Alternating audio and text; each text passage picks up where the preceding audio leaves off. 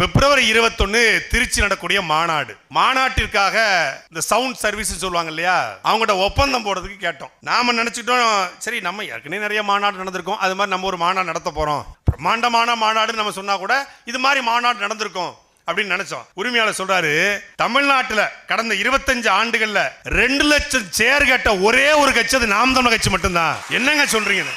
இதுவரைக்கும் இப்படி ஒரு பிரம்மாண்டமான மாநாடு இதுவரைக்கும் திட்டமிட்டதே கிடையாதுன்னாரு. உண்மையிலே கிடையாதா? உண்மையிலே கிடையாதுங்க. இல்லைங்க, விக்கிரவாண்டி மதுரை எல்லாம் பிரம்மாண்டம்னு சொன்னாங்க. ஆனா அங்க அதிகபட்சமாக போட்ட நாற்காலி 80,000 நாற்காலி தான். 2 லட்சம் நாற்காலி திருச்சி, மதுரை, திருநெல்வேலி எங்கேயுமே இல்ல. தமிழ்நாடு முழுக்க திரட்டி கொண்டு வந்தாதான் அந்த நாற்காலியை போட முடியும். நாங்க அண்ணன்ட்ட கேட்டோம், நாற்காலியை குறைச்சிடும், ஒன்னிய குறைச்சிடும் முதல்ல. 2 லட்சம் நாற்காலி போதாதுடா.